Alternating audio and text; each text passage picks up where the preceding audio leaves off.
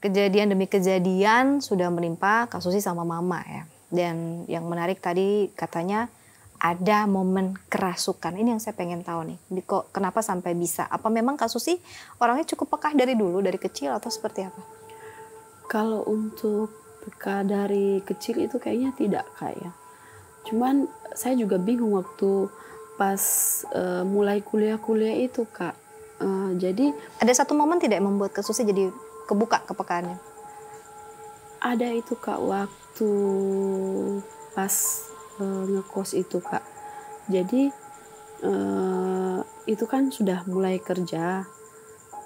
Waktu di kantor itu juga saya rasa kayak ada yang ngikutin begitu Kak. Terus kadang duduk itu kebetulan pas meja sekretaris kan di depan ruangan bos itu Kak. Jadi kayak duduk-duduk itu ada kamar mandi kan dekat, jadi padahal tidak ada orang yang masuk dalam kamar mandi, tiba-tiba kayak keran air itu dibuka, terus air gayung itu kayak ditumpah begitu sampai saya masuk buka kamar mandinya, saya lihat kok tidak ada orang. Terus kembali di tempat duduk saya sempat lihat di ruangannya bos itu, saya lihat jangan sampai tadi ada Pak Bos pas waktu mungkin lagi disposisi atau apa begitu kan tidak lihat toh Kak. Tapi lihat begini Pak Bos juga kakinya kelihatan, berarti ini siapa begitu. Jadi dengan begitu pulang juga kadang kayak rasa kayak hati kayak tidak kayak ada yang ngikutin begitu, entah itu dari yang tempat tinggal yang pertama atau apa kurang tahu juga Kak, cuman kayak cuek-cuek saja, mungkin jangan terlalu berpikiran yang ini kan takutnya juga memang betul-betul ada ya Kak ya. Jadi waktu itu saya mulai cerita-cerita Kak, saya kok rasa ini cerita dengan teman di kantor nih, jadi kayak rasa kok kayak seperti ini. Terus di kosan juga kayak kadang kayak ada, tidak lihat sih, cuman kayak dia langsung kayak muncul begitu kok, kenapa begitu. Jadi ceritalah ke teman kantor itu, jadi teman kantor bilang memang biasanya begitu tuh ada, cuman kalau misalnya kita tidak mengganggu mereka atau apa kan mereka juga mungkin saya sih agak kadang kurang ini dengan bahasa, kalau mereka bilang mungkin darah cocok, jadi bingung sampai sekarang tuh masih bingung darah cocok itu seperti apa gitu. Jadi teman itu bantu dia bilang, oh beta punya ini, kalau lu mau lu taruh di kamar kos supaya kalau kayak lu rasa begitu tuh lu tenang lah, tidur gitu. Nah terus ketika dicoba bermanfaat, ditaruh di sudut-sudut kamar. Iya, dikasih itu mungkin karena menurut dia itu memang bermanfaat, jadi saya juga percaya saja toh Kak. Jadi pulang itu di setiap sudut kamar itu saya taruh, dipakaikan lakban begitu biar dia nempel gitu Kak. Terus tiba-tiba di kos ini sore-sore orang yang lama ini muncul. Tempat yang lama? Yang punya rumah yang lama ini muncul tiba-tiba di kosan itu Kak. Jadi saya juga kaget, saya bilang ini orang kok bisa ada di sini. Terus saya sempat, karena saya kenal, jadi saya sempat memberanikan diri untuk bilang, saya tegur, saya bilang, buat apa di sini? Ada perlu dengan siapa? Terus dia bilang, saya mau kasih turun ini bahan baku. Terus saya lihat ke mobilnya, tapi tidak ada apa-apa di dalam mobil. Terus dia kayak jalan-jalan saja di halaman kos-kosan. Terus dia langsung bilang, saya pulang dulu ya. Dia bilang, iya. Nah selang 2 hari itu yang langsung barang yang mungkin yang orang biasa bilang kuntilanak atau apa begitu langsung muncul Kak. Dan itu tuh mau kerasukan itu? Iya, pada saat itu langsung malam-malam itu kayak tiba-tiba badan itu kayak berat, terus kayak histeris begitu, langsung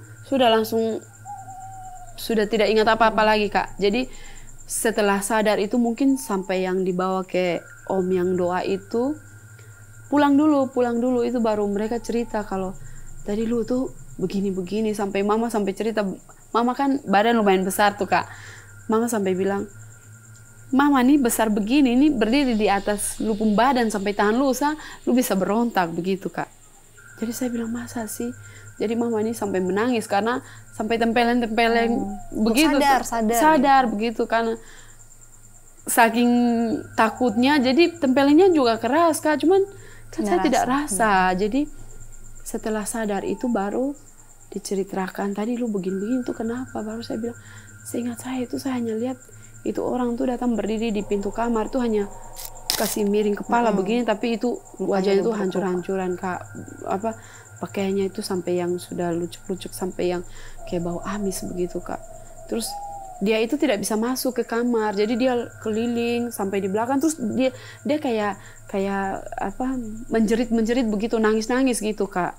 Kayak kenapa dia tidak bisa masuk, tapi bilangnya beta ini kerasukan, cuman tidak sadar lagi. Tapi sebelum sampai yang histeris begitu, beta masih sempat lihat, oh ini orang ini rupanya kok kayak begini. Langsung dia keliling kos-kosan tuh, dia teriak sampai mama cerita anak kos semua itu turun ke bawah, tapi itu kayak tidak mempan begitu kan. Berarti tanpa kamu di bawah alam bawah sadar kamu membuka itu. Makanya kenapa dia melihat dari depan pintu langsung kasusnya langsung di ini kan udah langsung black out ya, nggak tahu lagi apa yang terjadi. Itu penglihatan terakhir sebelum dikatakan kerasukan itu dikatakan ya, kerasukan oleh adik-adik mama sendiri juga. Berapa ada. Lama itu? Itu sekitar kalau sampai sadar itu mungkin sekitar 2-3 jaman Kak. Karena sadar itu sudah tengah malam. Sampai sadar itu adik-adik mereka masih duduk di dalam kamar sama mama itu masih cerita-cerita. Terus pada saat sadar mereka bilang, oh ini dia su bisa bangun nih. Coba kita tanya dia. Baru itu. Terus setelah itu pas ada kegiatan kampus di Lembata juga sama Kemasukan juga lagi begitu Kak.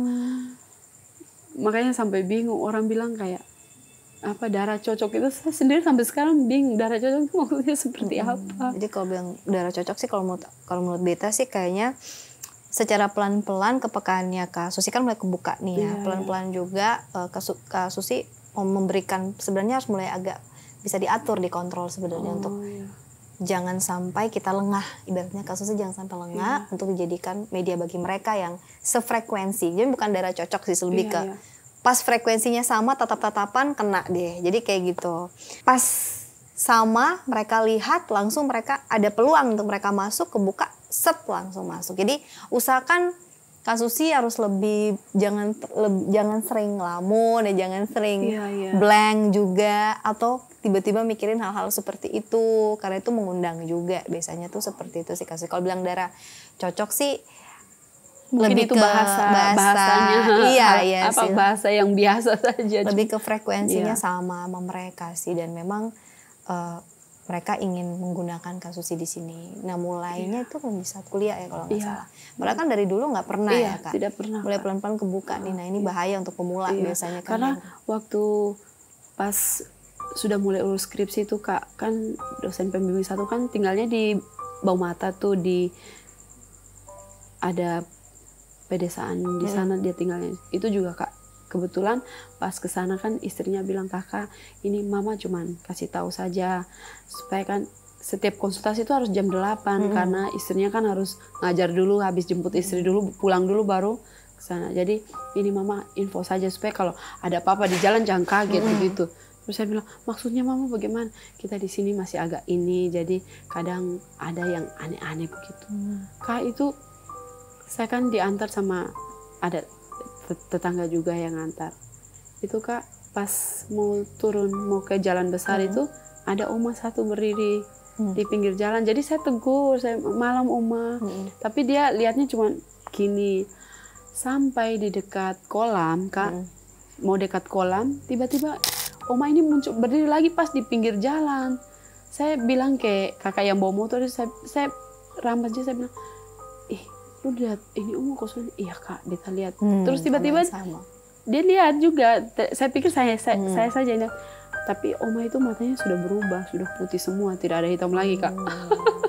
Terus tiba-tiba dia lihat ke belakang, dia lihat beta itu, katanya, Kak beta waktu ini sudah sampai masuk kota dulu baru dia cerita. Waktu beta lihat ke belakang, lihat ke muka itu suplat itu. Jadi saya bilang, berarti itu memang ada ya seperti itu, cuman ya kita tidak terlalu ini Kak. Iya, bagusnya Kak Susi memang menolak untuk mengasah itu juga sih, sebaiknya begitu sih, jangan ya Kak Susi, karena Kak Susi cukup rentan kalau aku lihat sih untuk dijadiin media begitu mereka tiba-tiba mendadak masuk. Itu karena kan sefrekuensi aja sih sebenarnya, tapi bisa dihalangin kalau kayak gitu. Itu pengalaman paling mengerikan yang dialami. Ada yang lebih mengerikan lagi? Itu kayaknya yang paling itu ya, melihat langsung ya, melihat langsung wujudnya, sosoknya. Tapi kasusnya orangnya memang kalau untuk melihat sering? Kalau melihat itu mungkin kalau yang kayak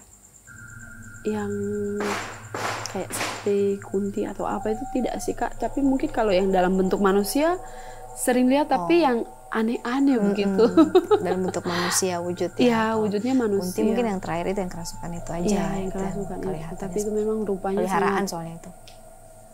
Jadi makanya bisa ditunjukin ke Susilia. Iya, iya. Ngapain dia harus di situ keliling-keliling tempat itu? Tapi tempat sekarang aman? Kediaman sekarang aman? Puji Tuhan. Aman ya Kak ya? Sampai sekarang aman. Menurut cerita-cerita juga kawasan itu memang agak ini. Iya, memang kawasan itu, tapi itu dulu. Iya, dulu. Sekarang mungkin karena udah banyak perumahan. Iya, banyak rumah-rumah dan banyak penduduk jadi mulai aman. Oke. Jadi itu cerita yang sudah dibagi oleh Kak Susi buat kita, bagaimana pindah-pindah tempat terus ya. Betul, karena diganggu terus, tapi puji Tuhan bisa mengatasi segala sesuatunya, sampai pernah sakit juga namun akhirnya sembuh. Apa pesan yang bisa Kak Susi sampaikan kepada BNS Squad dengan pengalaman yang Kak Susi alami ini, agar kita BNS Squad juga harus waspada, hati-hati ketika kita berada di tempat baru atau kita ngekos atau kita ngontrak di salah satu rumah.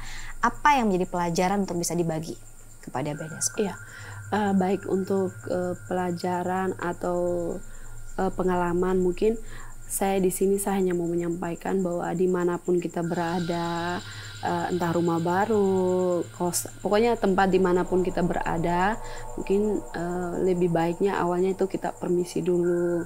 Dimana di saat kita tidak punya niat untuk mengganggu kehidupan mereka, pastinya mereka juga tidak mau mengganggu kehidupan kita.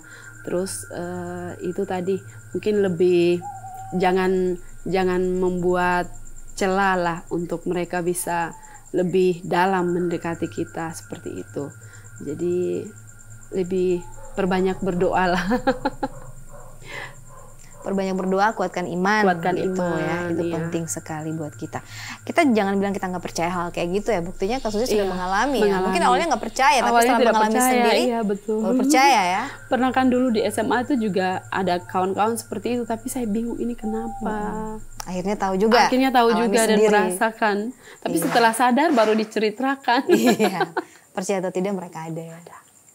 Ya, jadi untuk BNS Squad yang punya cerita yang sama seperti Kak Susi, jangan lupa juga untuk kirimkan di email bomongostop@gmail.com di bawah ini. Siapa tahu saja bisa jadi di Creepy Story atau bisa juga hadir seperti Kak Susi di sini, kita undang untuk berbagi cerita.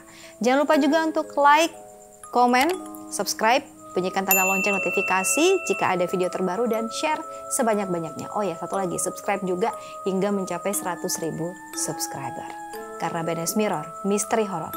Percaya atau tidak, mereka ada.